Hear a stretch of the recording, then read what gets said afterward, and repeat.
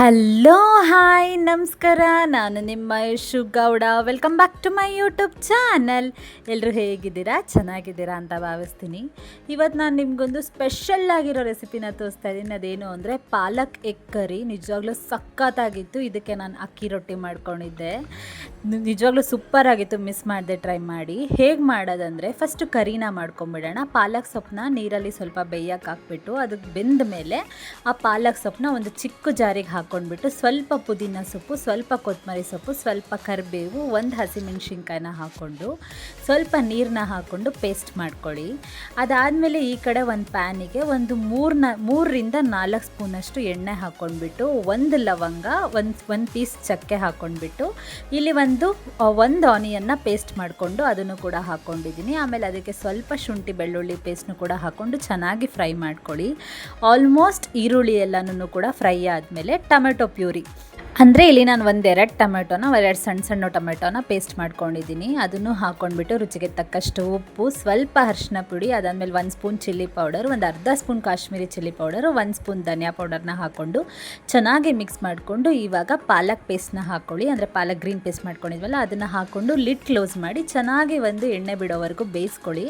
ಅದು ಆಲ್ಮೋಸ್ಟ್ ಎಲ್ಲ ಬೆಂದಿದೆ ಅಂದಾಗ ಒಂದು ಎಗ್ಗಲ್ಲಿ ಒಂದು 4 ಪೀಸ್ ಮಾಡಿಕೊಂಡು ಕಟ್ ಮಾಡಿಕೊಂಡು ಅದನ್ನು ಕೂಡ ಹಾಕ್ಕೊಂಡು ಚೆನ್ನಾಗಿ ಮಿಕ್ಸ್ ಮಾಡಿಕೊಂಡು ಲಾಸ್ಟಲ್ಲಿ ಫ್ರೆಶ್ ಕ್ರೀಮ್ ಹಾಕ್ಕೊಳ್ಳಿ.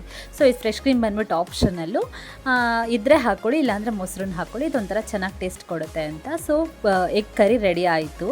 ಇವಾಗ ಇದಕ್ಕೆ ಅಕ್ಕಿ ರೊಟ್ಟಿ ಇಲ್ಲಿ ನಾನು ಡಿಫ್ರೆಂಟಾಗಿ ಮಾಡ್ತಿದ್ದೀನಿ. ಏನು ಅಂದರೆ 1 ಕಪ್ ಅಕ್ಕಿ ಹಿಟ್ಟು, ಅದಾದಮೇಲೆ ಒಂದು 1/2 ಕಪ್ ಮೈದಾ ಹಿಟ್ಟು ಹಾಕ್ಕೊಂಡ್ಬಿಟ್ಟು ಒಂದು ಸ್ವಲ್ಪ ಉಪ್ಪು ಹಾಕ್ಕೊಂಡು ಬಿಸಿ ನೀರನ್ನ ಹಾಕ್ಕೊಂಡು ಫಸ್ಟು ಸ್ಪೂನಲ್ಲಿ ತಿರುಗಿಸ್ಕೊಂಡು ಬಿಡ್ತೀನಿ. ಆಮೇಲೆ ಸ್ವಲ್ಪ ನೀರನ್ನೇ ಕೂಡ ಹಾಕ್ಕೊಂಡು ಕೈಯಲ್ಲಿ ಮಾಮೂಲಿ ಸ್ವಲ್ಪ ಕಲಿಸ್ಕೊತೀನಿ. ಇದು ಸ್ವಲ್ಪ ತೆಳುವಾಗೇ ಬರುತ್ತೆ ರೊಟ್ಟಿ. ಕಲಿಸ್ತಾ ಸ್ವಲ್ಪ ಮೈದಾ ಹಿಟ್ಟನೋ ಇಲ್ಲ ಅಕ್ಕಿ ಹಿಟ್ಟನೋ ಯಾವುದಾದ್ರೂ ಓಕೆ, ಯಾವ್ದು ಜಾಸ್ತಿ ಇರುತ್ತೆ ನಿಮ್ಮ ಮನೇಲಿ ಅದನ್ನು ಹಾಕ್ಕೊಂಡು ರೌಂಡಾಗಿ ಮಾಡ್ಕೊಳ್ಳಿ. ನೋಡಿ ಇದು ಸ್ವಲ್ಪ ತೆಳುವಾಯಿತು. ನಾನು ಅವಾಗ ಸ್ವಲ್ಪ ಇನ್ನೊಂಚೂರು ಹಿಟ್ಟು ಹಾಕ್ಕೊಂಡು ಸ್ವಲ್ಪ ಚಪಾತಿ ಹಿಟ್ಟನ್ನು ಅದಕ್ಕೆ ಕಲಿಸ್ಕೊಂಡೆ.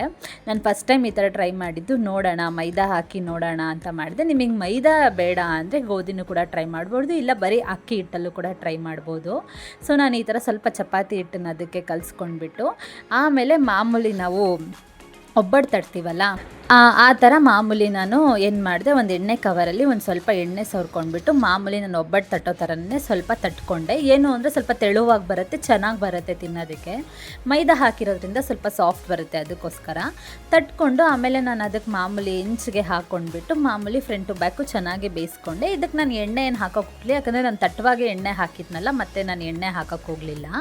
ಅದನ್ನು ಈ ಥರ ಬೇಯಿಸ್ಕೊಂಡ್ಬಿಟ್ಟು ಒಂದು ಪ್ಲೇಟಿಗೆ ಸರ್ವ್ ಮಾಡಿಕೊಂಡೆ. ನಿಜವಾಗ್ಲೂ ಈ ಕಾಂಬಿನೇಷನ್ ಎಷ್ಟು ಚೆನ್ನಾಗಿತ್ತು ಅಂದರೆ ಎಗ್ ಕರಿ ಅಂತೂ ಸಖತ್ತಾಗಿತ್ತು ಗೈಸ್. ರೊಟ್ಟಿನೂ ಕೂಡ ತುಂಬ ಸಾಫ್ಟಾಗಿ ಬಂದಿತ್ತು, ಏನೋ ಒಂಥರ ಸಖತ್ತಾಗಿತ್ತು.